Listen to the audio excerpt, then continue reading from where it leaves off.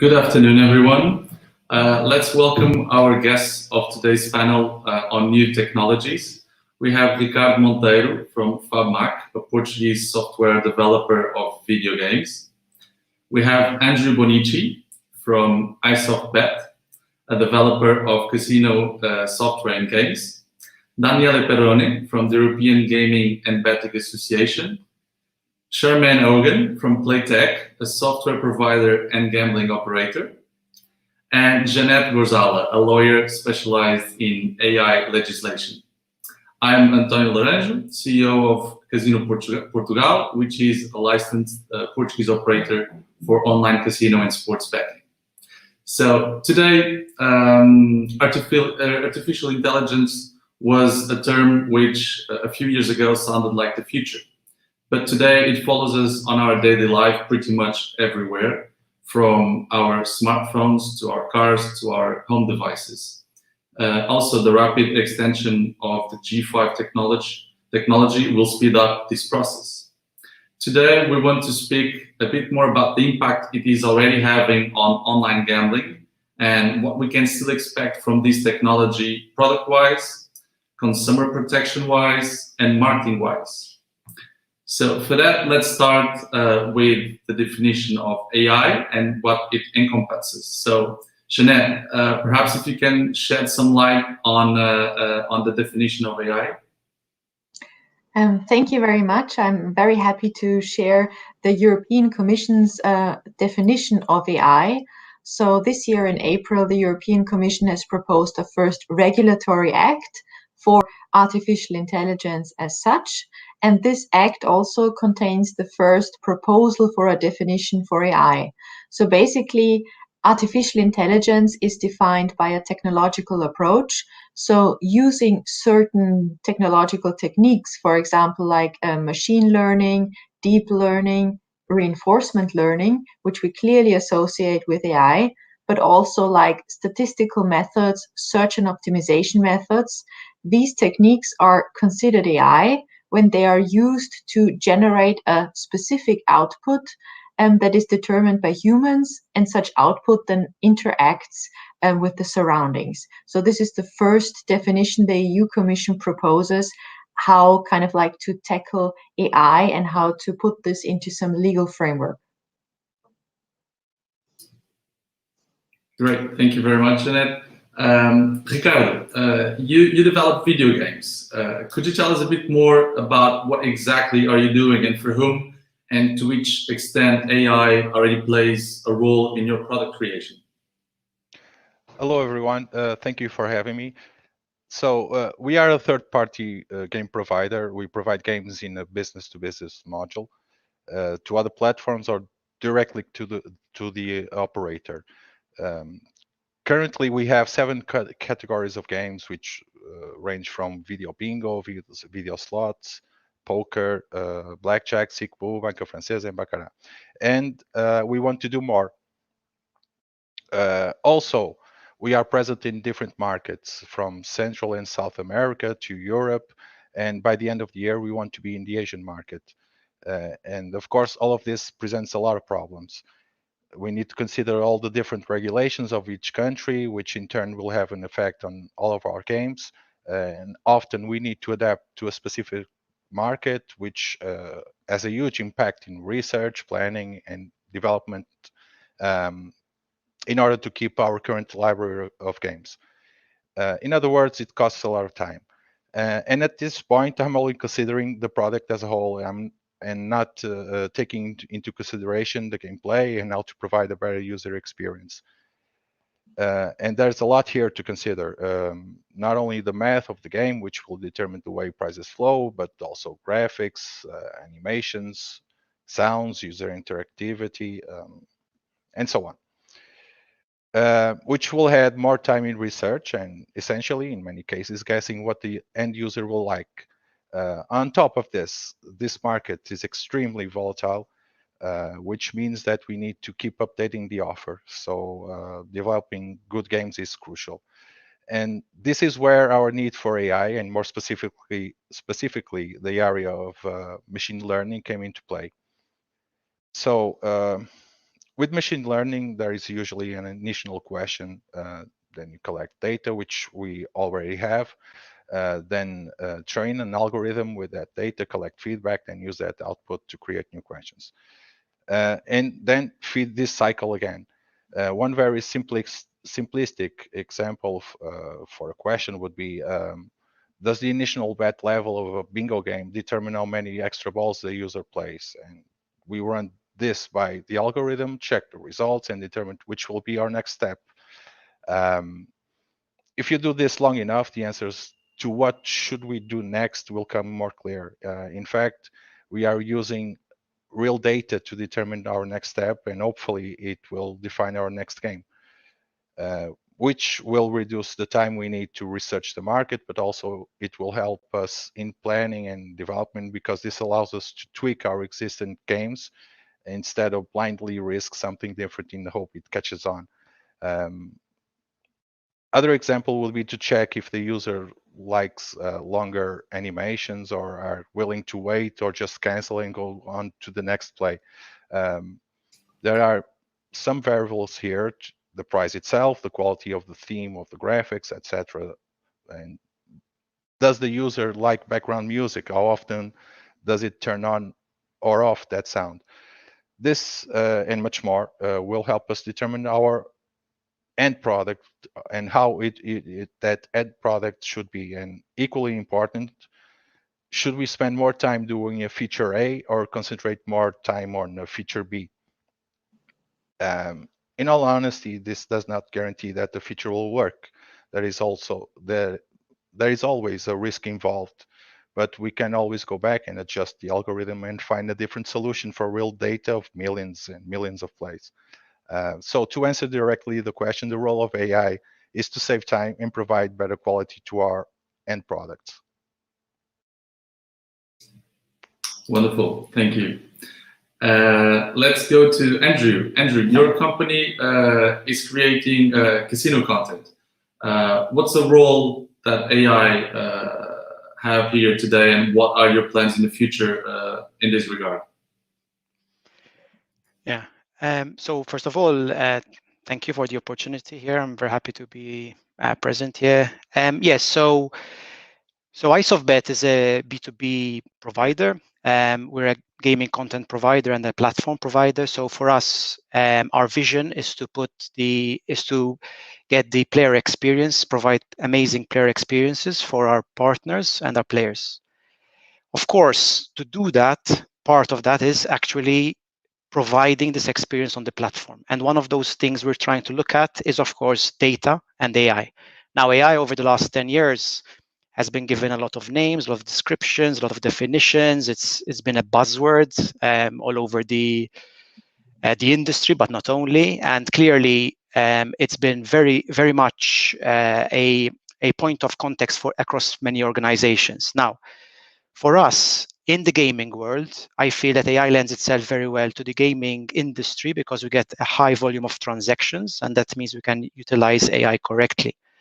When you look at AI and what it can bring within the gaming space, we generally categorize it in two ways, right? The first element of it is the internal usage of AI, which means using it for the internal development and growth of the company. And that could include things like advanced revenue modeling, things like scenario simulations, customer lifetime value predictions. As an example would be being able to run marketing campaigns and able to predict what those players that you get from those campaigns give you over the period of 1 to 2 years. Now, if you had to wait without actually predicting this, you'd need to check the ROI on those marketing campaigns. That happens after 1 year or 2 years.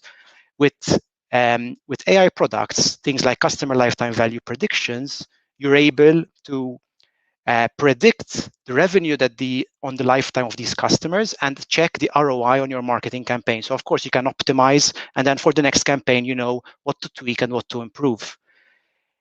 Externally, you can use AI for many areas, but primarily we try to use it for enhancing the player experience. So there's many examples that have been used in other industries. We know, for example, Netflix user recommendation engine, Amazon user recommendation engine, and clearly this lends itself as well to the gaming industry. Recommendation engines is probably one of the most obvious ways of how to use AI and be able to get the player what they need, what they want before they even want it, and put it in front of their eyes in their screen to give them the convenience of choice. There's other elements where we can use AI, such as player pattern predictions, VIP predictions, being able to give the customer the right experience on the platform because you've noticed that there is a certain type of player wanting a certain type of experience. So AI ranges between the more advanced robotic elements to more basic machine learning predictions and somewhere in between. And the idea for iSoftBet specifically, we've invested very heavily in the last 3.5 years on our data platform. And we started our data initiative about 3.5 years ago, and we started building a team, building an architecture around the data, and start to build the basics of having a data team and a data architecture to eventually get to the point where we can start implementing AI for the benefit of ourselves as an organization, of course, to grow, but clearly for the benefit of the experience of the B2B partner on our platform, and ultimately for the common good of the partner and ourselves is that the player gets a better experience. And so for us, AI is a crucial element of the product portfolio that we're putting on our platform and offering as a service to our clients. And it's something that we're heavily investing in as an organization.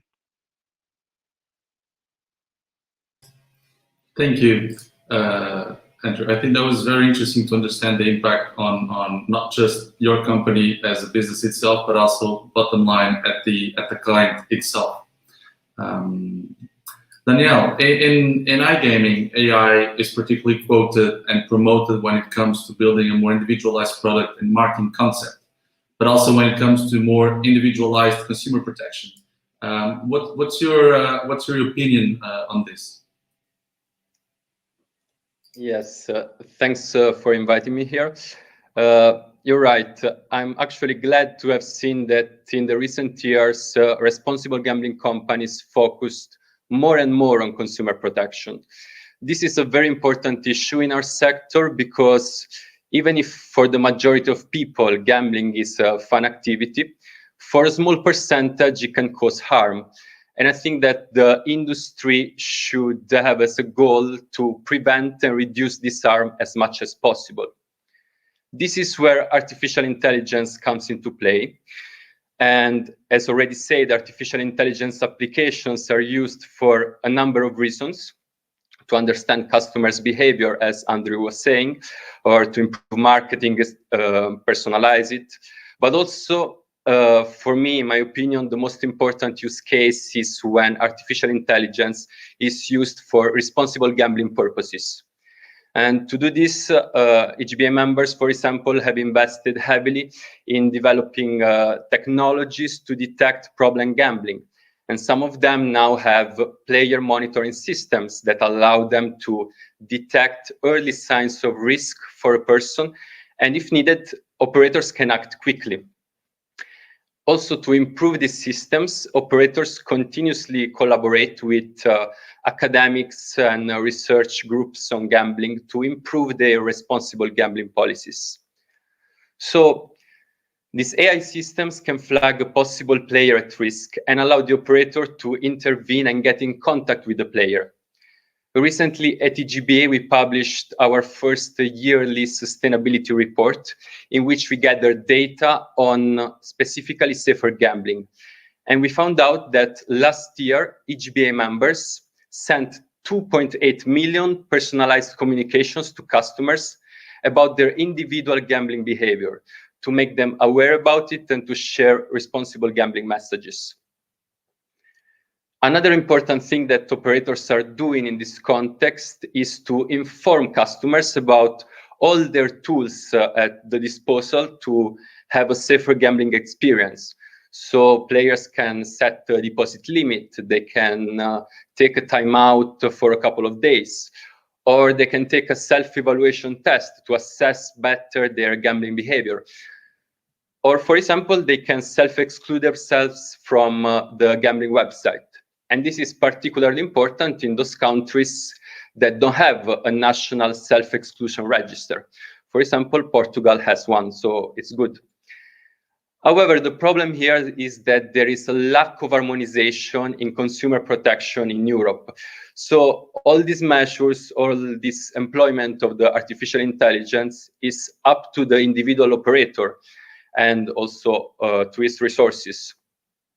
I think it would be better in the future to harmonize consumer protection, and for sure the sector is already heading in the right direction. Daniele, if I may ask you as well, do you think, as you mentioned, there's no harmonization on the sector at the European level, let's put it this way. Do you think this should be driven by the operators, it should be driven by regulators, or should be driven by all the parties involved?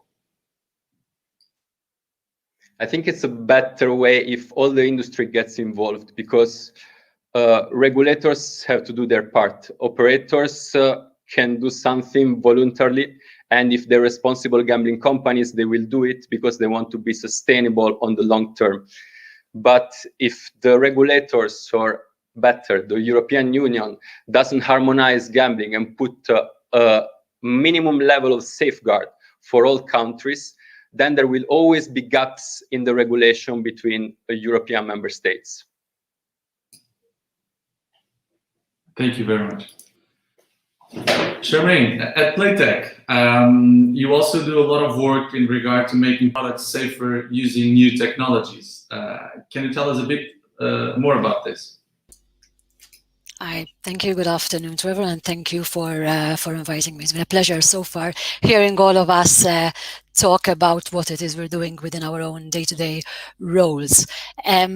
I think it follows nicely from what we've heard from the first speakers and from Daniele, because indeed we do a lot around products, around keeping them innovative, new, and constantly bringing new things to the market and what does the player want. But also there is the player protection angle. You know, it's part and parcel of what the product is. It's got inherent risks.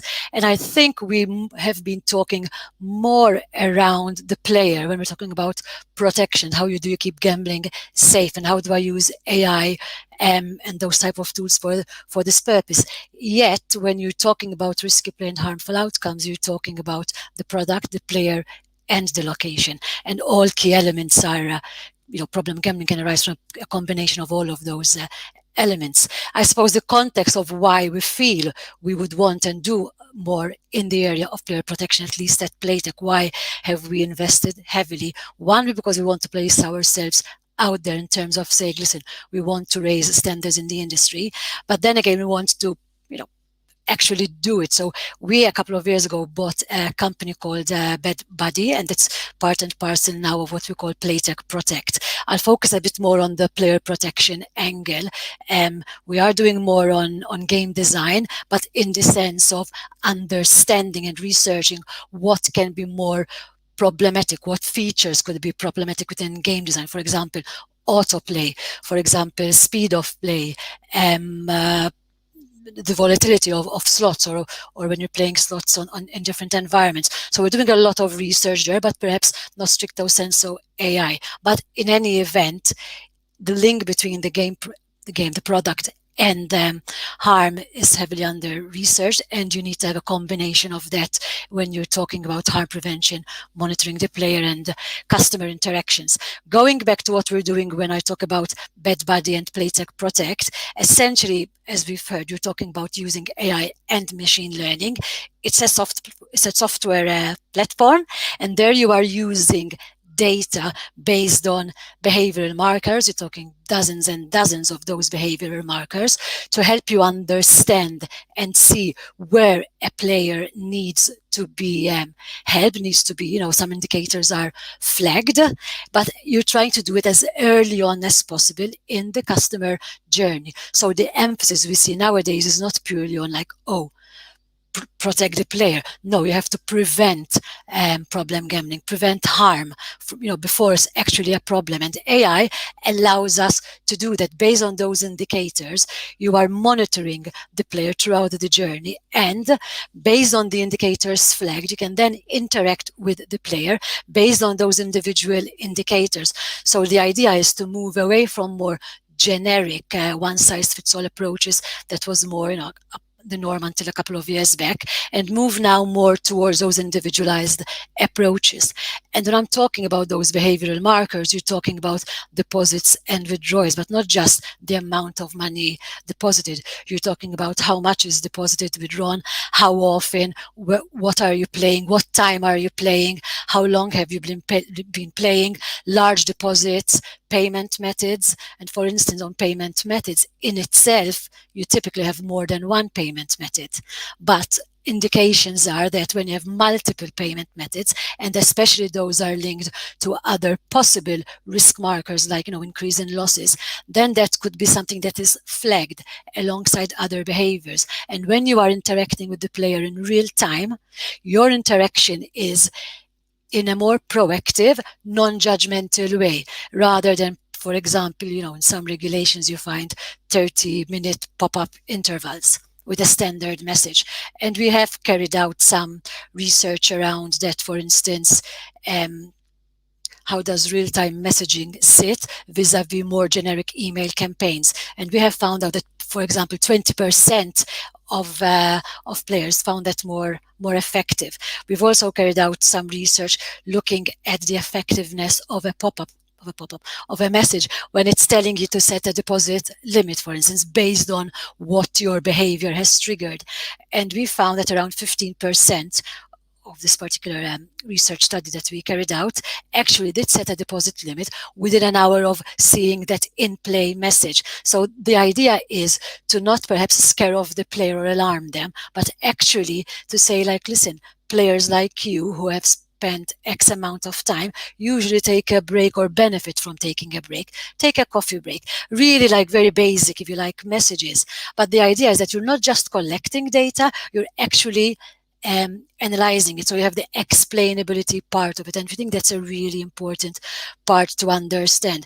Another indication is, for example, when you're looking at the number of deposit increase over, for instance, a 90-day period, that shows us through research, and so based on research, that when a gambler is increasing those wager amounts, it's an indication of the gambler needing to get that excitement. So those are examples of risk markers, and we want to see this being more taken up. Of course, at the end of the day, we are a B2B, so we can provide all these tools out there, but it is for the operators and the uptake of the operators. It's there to support, and we're trying to constantly, of course, evolve in what we're doing. We're trying to do more and more research. We try to review that peer research. We carry out trials as well with operators to try to say, like, listen, of course we're calling for more evidence-based policy, but we want to assist in where that policy is going.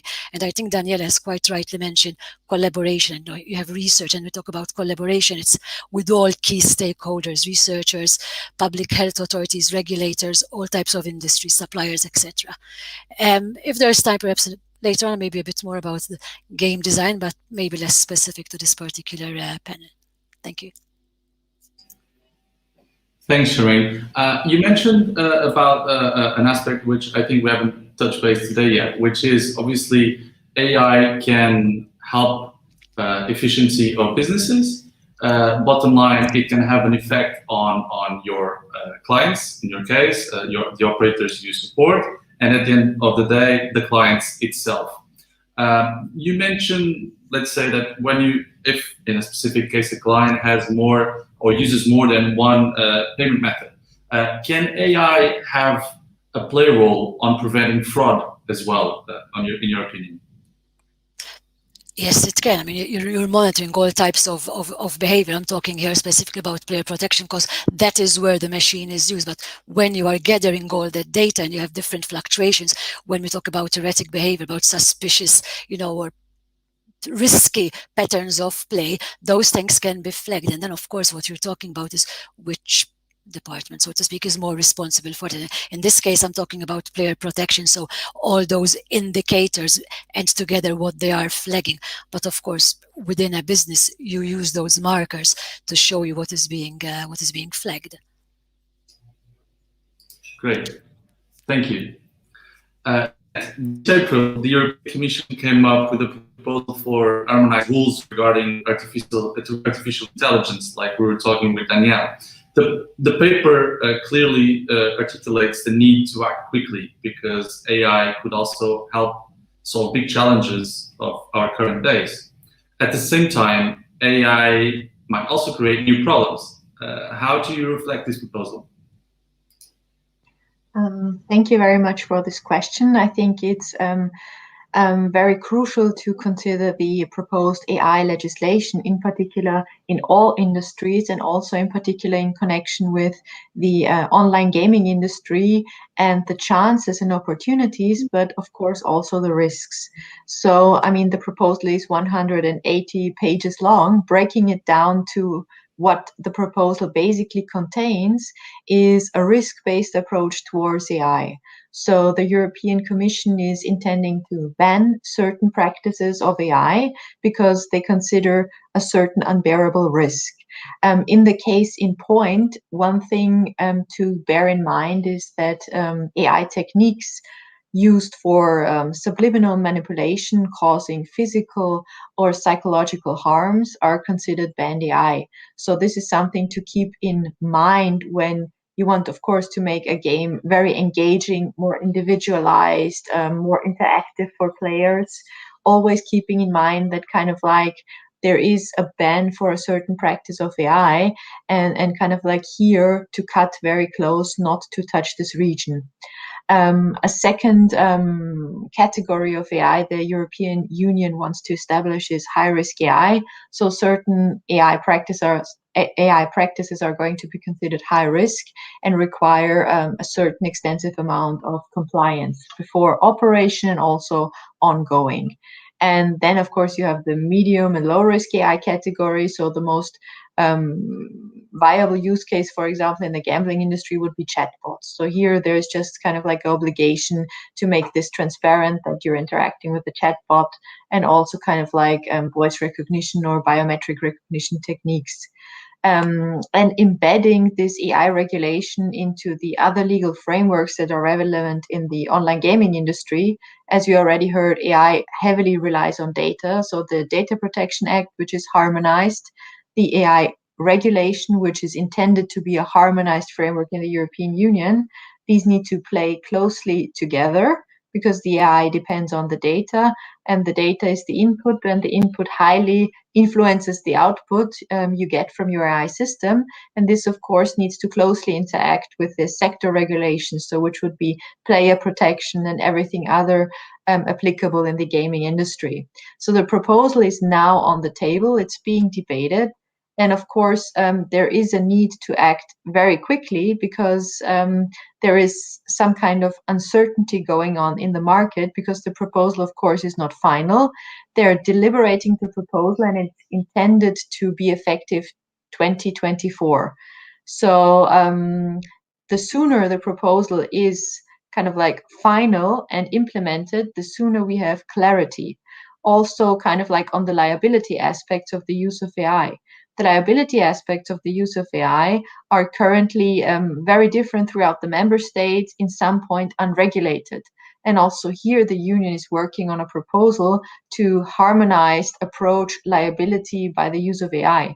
And also here there is a need to act quickly and to define legal certainty for all people involved. So for the operators, for the gaming industry as a total, but also for the players. So here there is a very, very large need for the certainty, for the market, and also for the advantage of the European Union, because this is the first proposal and the first framework proposal to regulate AI worldwide. So we kind of like can define the market here a little bit, but the longer the process takes on, the more uncertainty we will create. So there's a huge need for action here. Jeanette, from a legal point of view, and obviously being such an extent proposal, what do you think are the main priorities concerning the application of these type of technologies on the gaming industry?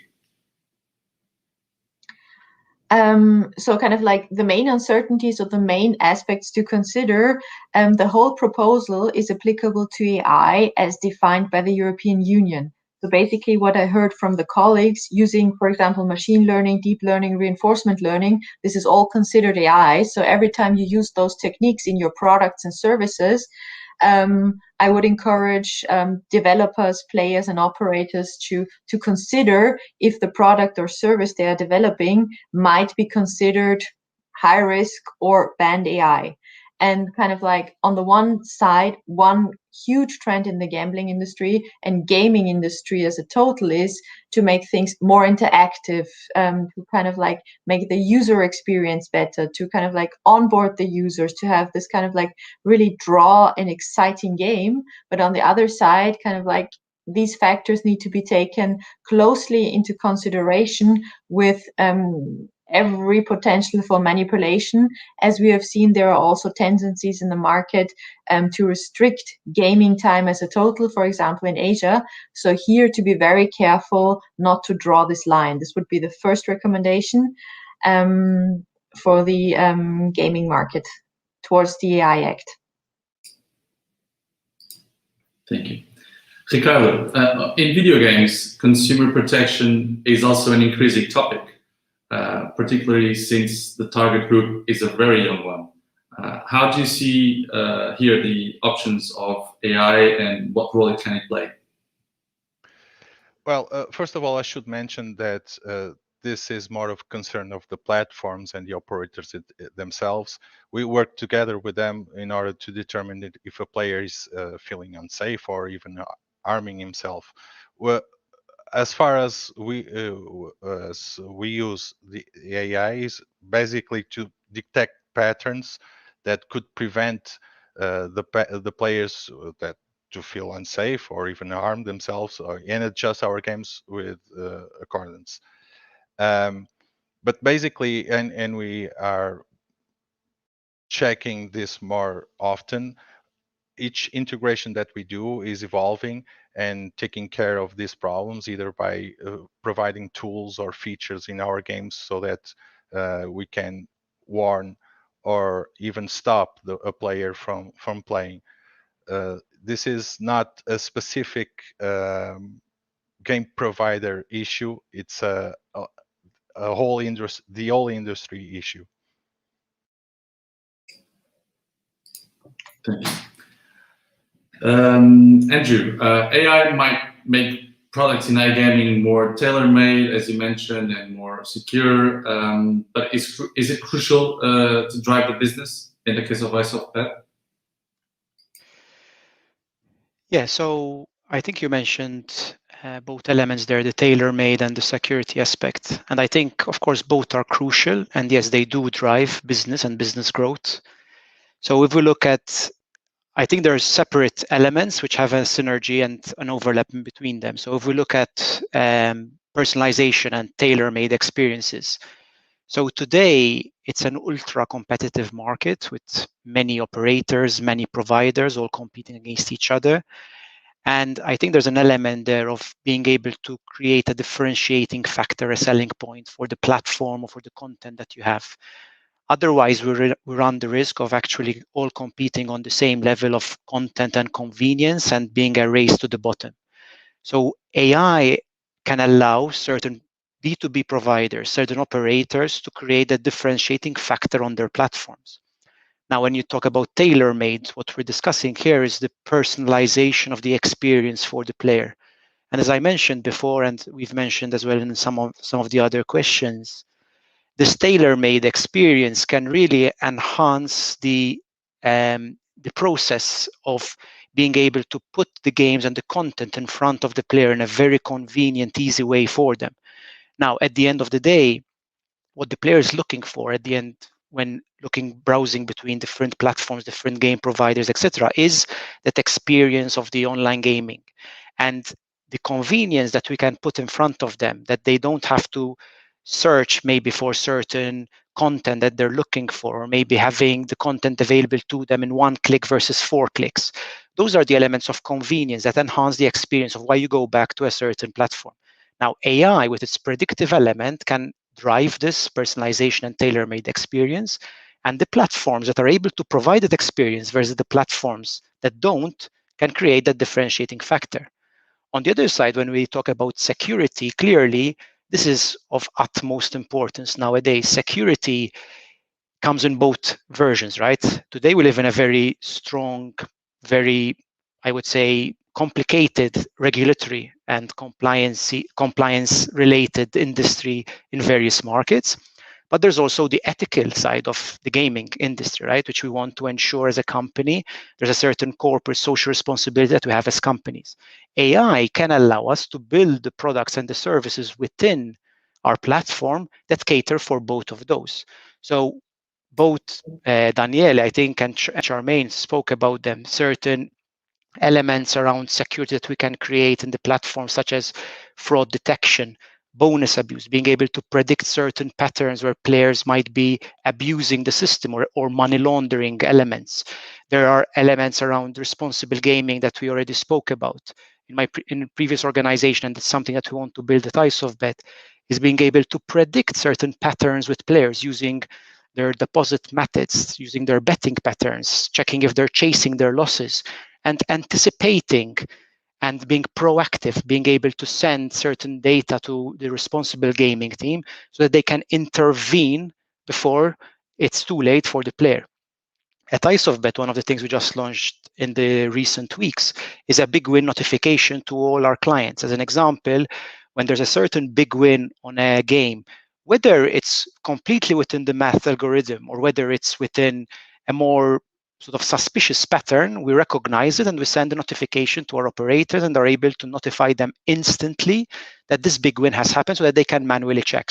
Most times it's completely fine, other times they can look into it and investigate.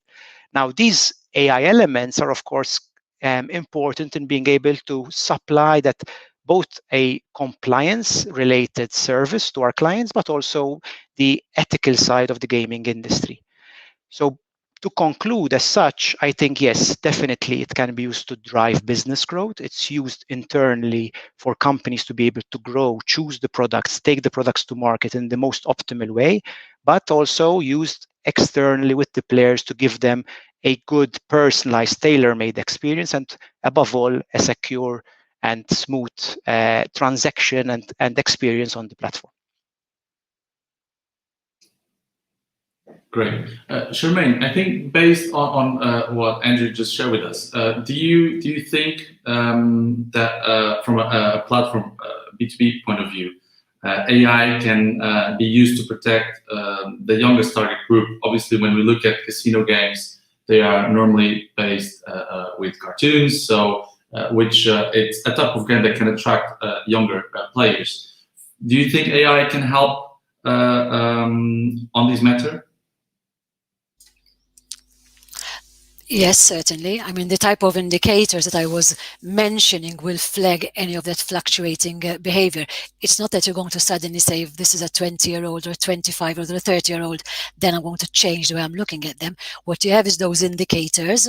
So, as I said, the deposit limits, the frequency, playing at night, playing at day, changing those deposit and limit those deposit and payment methods, chasing your losses, placing larger deposits. So you have that, and also the fluctuations, like, if I played betting more than slots and I'm suddenly doing bingo, and I'm suddenly doing also roulette, and I'm fluctuating with those. The erratic behavior, how am I asking for my deposits to be changed? Am I asking to withdraw and then trying to reuse that money? What you're looking at is all those individual indicators, and when the type of behavior is the risky behavior is flagged, that is when you interject, rather than waiting until you have, I don't know, only, for instance, a customer interaction. We're trying to say interject in real time. And that is not just based on what the age is, but on what the behavior of that individual player is showing. So it's really a very tailored and personalized approach that you're doing. You're monitoring that.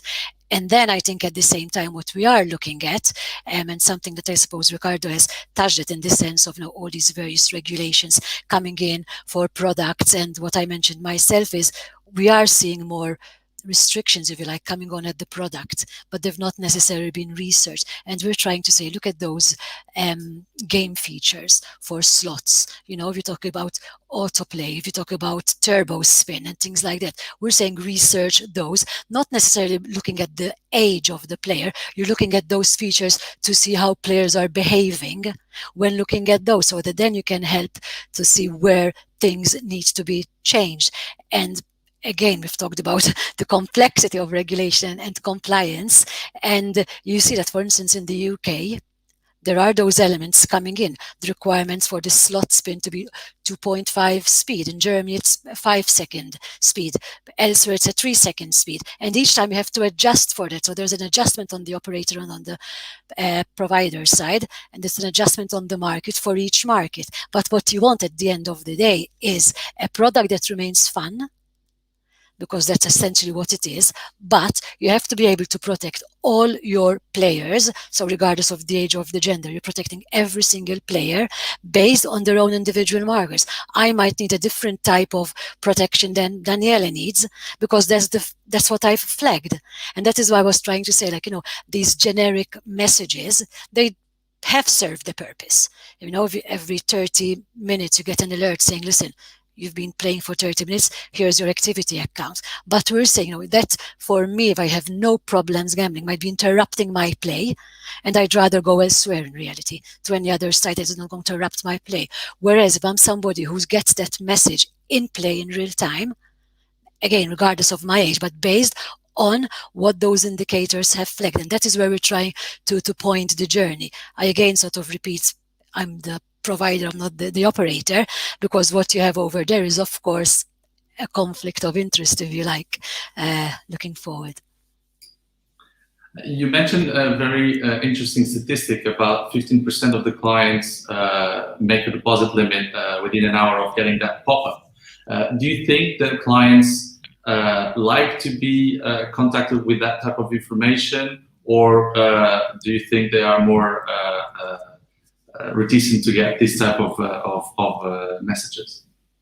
Well, the particular research I mentioned, I'm just double checking my numbers, was based on around 702 unique players, and 103 of those, which is basically 15%, did set a limit within the 1 hour of getting it. Now, you have to realize, of course, if we're talking, for example, about the UK, that obligation to set that deposit limit is different to where it is, I don't know, somewhere where you have a fixed capped limit. So it depends on the market. But essentially, we feel that it is effective, yes, based on what we are looking at. What might not be effective is the generic and the over interruption of a game, because it depends also on your game. If you think of poker, do I want to be interrupted mid-game if I don't need to be interrupted, if I haven't shown any signs of problem play? You are going to find a segment of players who might say, I don't want any type of interaction until that reaches a stage where their problematic play is such that they have to self-exclude. So we're trying to be not judgmental in how you intervene with the player, rather than saying alert, you've spent X amount so far. You try to do it in a more proactive way with the player, and so you take them on the journey with you, take a break, take some time out, etc., based on what they're flagging. Each player is individual, because each and every one of us is individual and is different. We're just trying to say there's technology out there. Let's use it. Let's use research, peer-reviewed research, by all means. That's where we want to move, to say that what we're trying to put in place, is serving a purpose and is fit for purpose. Great. Ricardo, you mentioned some of the highlights that AI can have on content creation and games creation on your side. But in your opinion, in the casino type games, what type of device has more potential growth from a business perspective from this advancement in AI?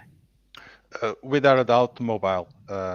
That is we don't even need AI to figure that out, because the trending is quite clear. The users are orbiting towards the mobile devices, specifically in portrait mode, which presents other problems for us. But yeah, mobile. Okay, and from a trend point of view, legal side, consumer side, technological side, in iGaming, what can be anticipated from this growth with AI and mobile usage, as you were mentioning?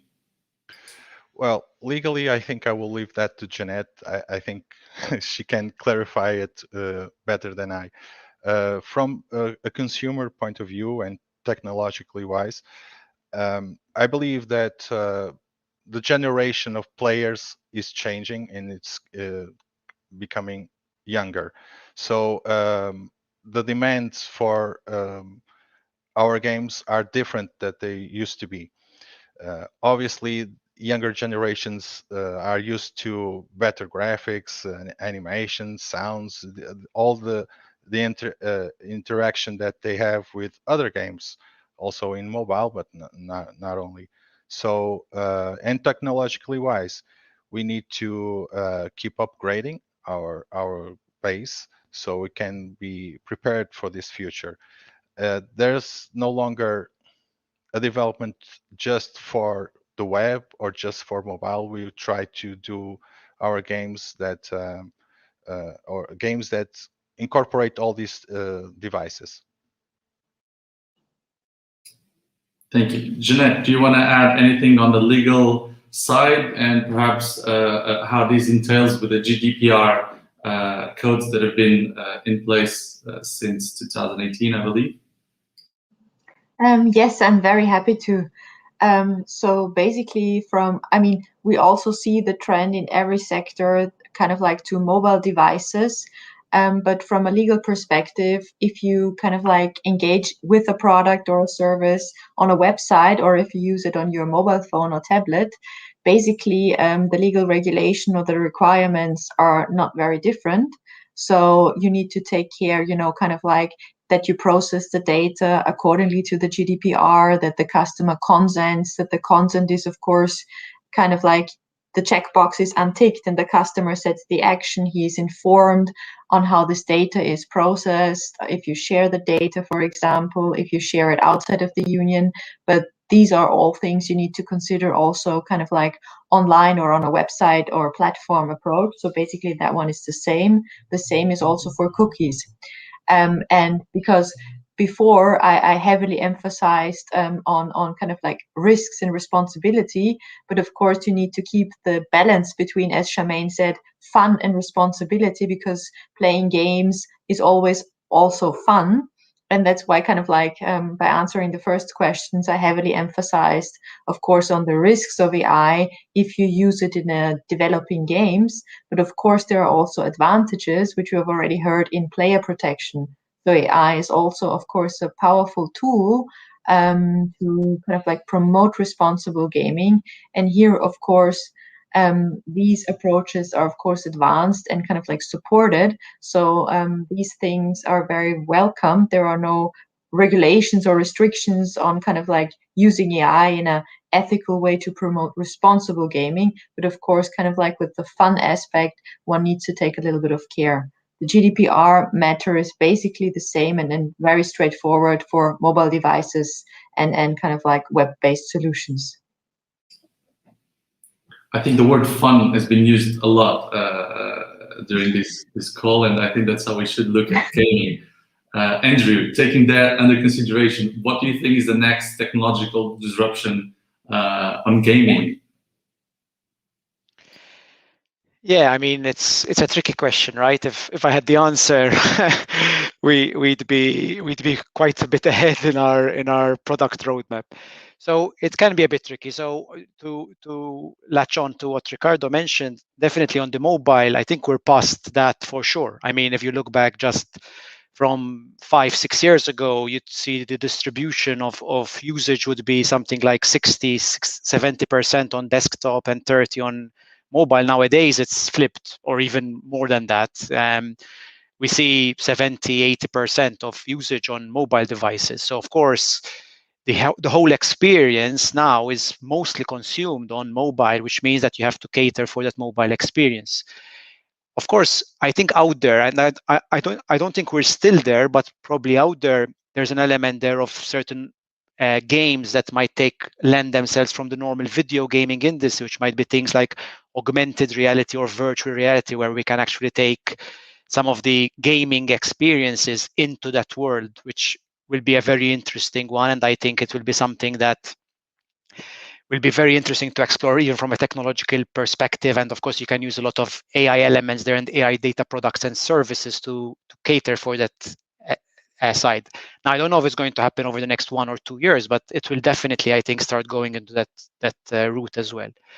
From the perspective of a more general point of view, I think it's the gaming industry is probably trying to catch up with some of the other industries out there who have created a very smooth, very easy to use consumer experience. Now, on our products, we don't always have that, and sometimes it's still caught. Maybe we're 2, 3, 4, 5 years late occasionally, and we're still catching up on that. But as a disruption point of view, I would imagine that it goes down the route of something around multiplayer gaming. So things that we've seen that happened 5-10 years ago in video gaming, you're seeing some companies today coming up with multiplayer online games, right? And that, of course, will create probably another headache from a regulatory legislation point of view. It's going to get very interesting. Of course, every company is trying to push the boundaries, trying to create that product that differentiates itself. We've seen things like simple games you see on your Windows desktop, such as mining games, being turned into online gaming side with a gambling perspective. There's going to be a lot of, I think, as Ricardo mentioned, the younger generation that might be looking elsewhere from just the standard casino slot and try to see some of the other games that might come around that might interest them. And of course, it's important we work together with the regulatory bodies. We create games, as I mentioned, I've mentioned it a couple of times already, from even an ethical, responsible gaming point of view. We need to ensure that we're not pushing the boundary to an extent where we're actually disrupting the player's experience and actually negatively impacting them. Thank you. Daniela, obviously we're talking about a lot platform providers, softwares, casino content providers, and operators. And you represent one of the biggest online gambling operators worldwide, such as Entain, Flutter, Kindred, Bet365. What would you say that AI is the USP of today's business? Yes, so this is an interesting question. I think the player will choose a company based on which product is more attractive, or depending on the best betting odds they can find, or for example, if there is on the website the live stream of my favorite sport. Usually customers go where they feel the customer experience is the best. And this is not always only up to the operator, because it can depend also from the conditions and laws of the specific national market. As Andrew very well explained, the goal of using artificial intelligence here is to improve customer experience, to optimize customer services contact, to make information easily accessible, easily understandable, personalized marketing. And I believe that in these days, consumers prefer personalized services and are well aware that these services use AI to improve, like Spotify, which recommends me music that I may like because of the music I already listen to.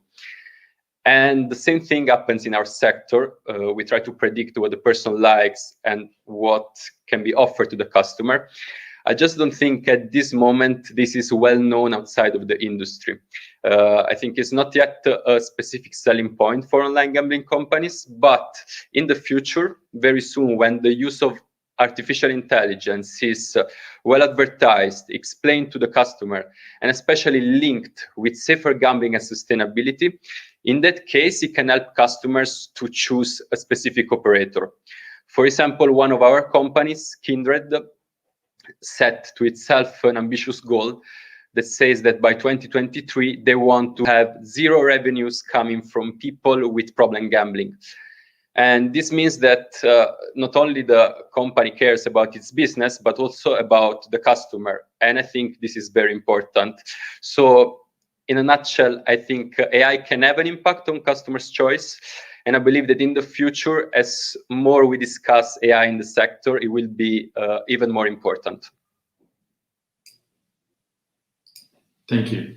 And I think to finish off, we all wonder how much AI actually pays off. So, Jermaine, what's your view on that? On a Playtech point of view, does the investment in AI-driven technology pay off? We could have a very simple answer and say definitely. Listen, definitely we're using all this data and understanding it, analyzing it to improve the customer experience, games, marketing, etc. But equally, I would say the player protection angle has to feature more and more in what we do as a core part of our business, and AI technology enables exactly that. And the reason why you would want to do it is because you can say, you know, I think we all have talked about regulations, the complexity of that. We're seeing what kicks in markets when restrictions start being rolled out, when media and public opinion become negative, how difficult it is to roll that back. So there is a vested need for us to say as an industry, where do we want to see ourselves, short term or long term? And do we use AI and technology to that purpose? And I say, no, there's our answer in a way. We mentioned earlier collaboration and sharing of findings, perhaps not necessarily the findings that we want, but we have to share those if we want to say, let's improve what's going to be rolled out in markets as more and more markets start to regulate. Even your .com argument, you know, takes a hit, if you like, because there's regulations. If those regulations are sensible, help make them sensible, and then that's your key to be on the market. But I mentioned earlier the conflict of interest, and Daniela mentioned an example of their member Kindred. And indeed, it takes some bold commitments, because when you are talking about improving how you're protecting players and what is being flagged, you know, we could sit down and have an argument. Are those flagged behaviors a VIP customer or a problem gambling customer? And that's a discussion that could be had. But it's a commitment, because as soon as you start improving and preventing a player from becoming problematic, preventing that problematic play early on, there is an element of a loss of revenue. And some industry operators have taken the bold commitment of saying, yeah, you know, we know that that's going to be the hit, but we want to take responsible gambling seriously. And I think that is where we are right now, and that is where we need to go if we want to be sustainable long term and keep our reputation as the industry as more and more markets open. Thanks. Well, thank you very much, all of you. On behalf of APAJO, we hope to see you again on one of our webinars, and we're looking forward to have you on with us in the future. I'm sure this topic could go on and on for as much as we would like to talk about it, but this is it. So thank you again, everyone, and I hope to see you soon. Thank you very much. Thank you very much.